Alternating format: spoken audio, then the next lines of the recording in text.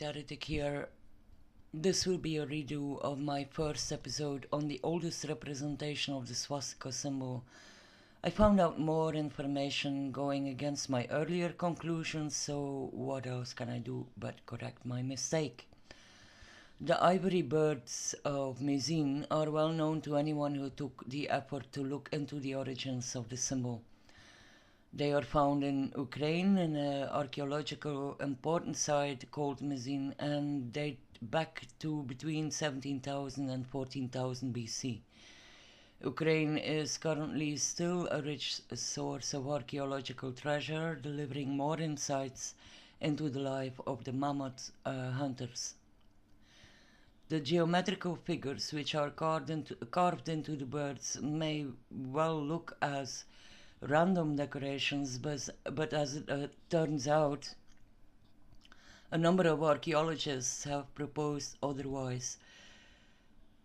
Just like the carvings of on the bird figurines, the large number of portable artifacts found with indentations, grooves, and red ochre paintings have been recognized as connected to timekeeping, mainly to record the lunar cycles, but also solar cycles.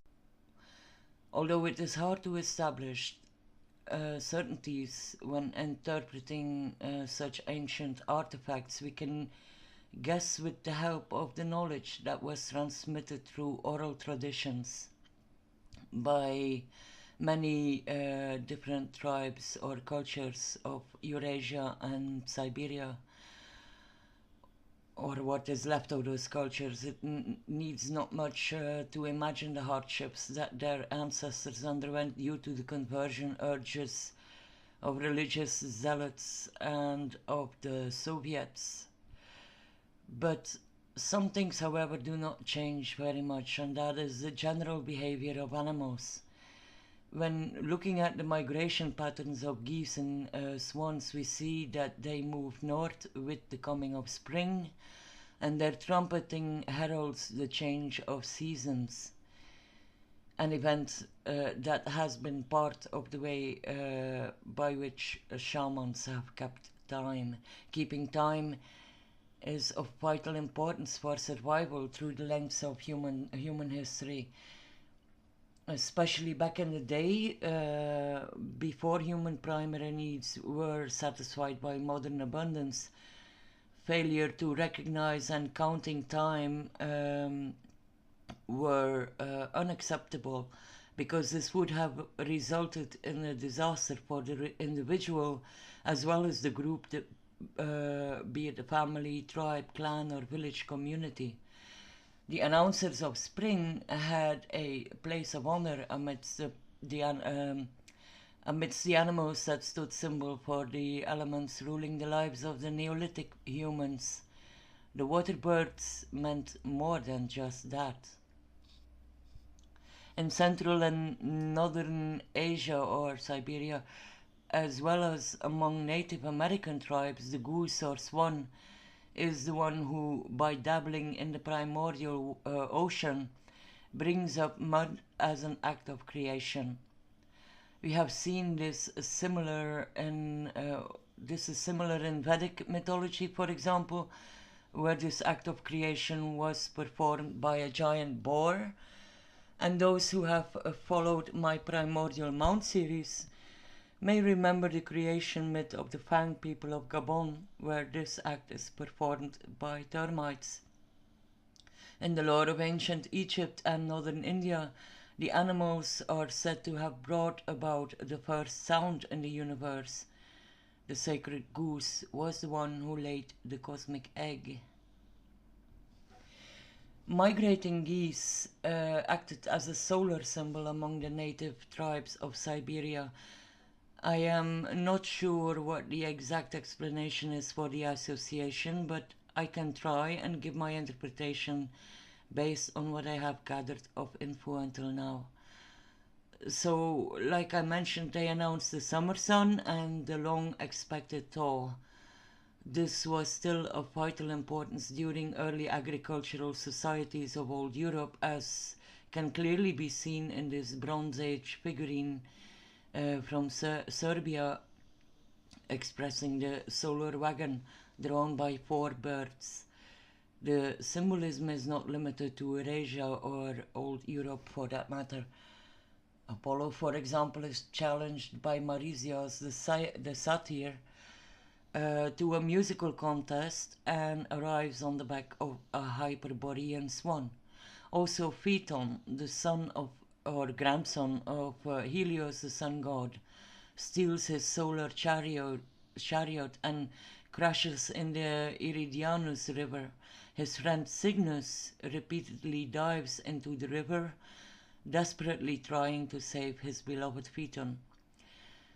The constellation of Cygnus, the Swan, dives into the primordial waters under the horizon at the end of the Milky Way. This constellation has been around for a very long time, yet it is unclear if it was identified as a swan as such during Paleolithicum. In the first version of this video on the birds of Mezin, I mentioned the possibility that the supernova which took place around 12,000 BC, when Deneb, one of the Cygnus constellation's stars, may have contributed to the value given to it by the ancients.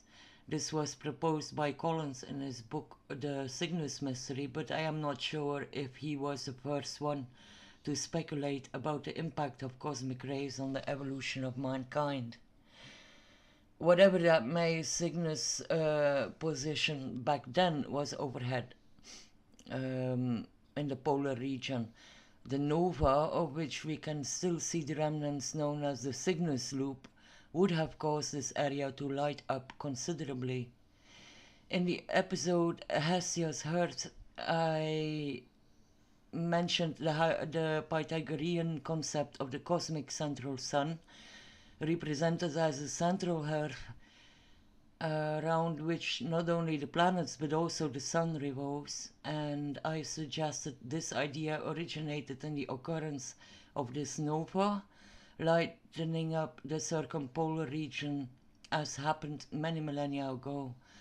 I don't know if anyone else proposed this. I certainly haven't seen any mention. And the earliest Vedic texts also speak of the fire god Agni Prajapati residing in the center of the sky, descending to earth in the form of a bird. In later times, this bird becomes a separate entity, performing the role of the messenger of the gods. We know him now as Garuda or Varuna, the friend and vehicle of the respective serving solar deity. Via the Pramanta, a fire-making tool of the Vedic fire maker, the energy is transferred down to feminine earth. It also reminds of Hermes or Mercury, the intermediary between humans and gods. Coincidentally, in alchemical iconography, the swan often represents Mercury.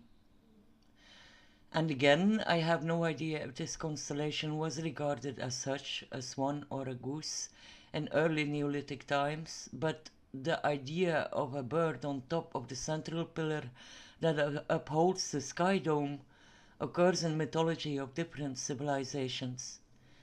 Also, shamans of different cultures use the icon of a water bird on a pole, maybe a remnant of a very ancient representation of the Swan constellation at the celestial pole.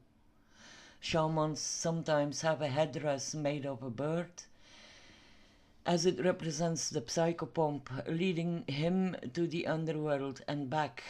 This also connects to the before mentioned dip of the constellation under the horizon. Whether the swastika, carved in ivory birds found in the Neolithic site of Mezin, are connected to the central sun in the celestial pole, or if it represents the turning of the seasons as is announced by the migration of swans and geese, cannot be certain, of course, but it sure allows us to speculate in interesting directions. Before I close off, I want to add some important information I received yesterday, for which my sincere thanks to Gaston Saint-Laurent.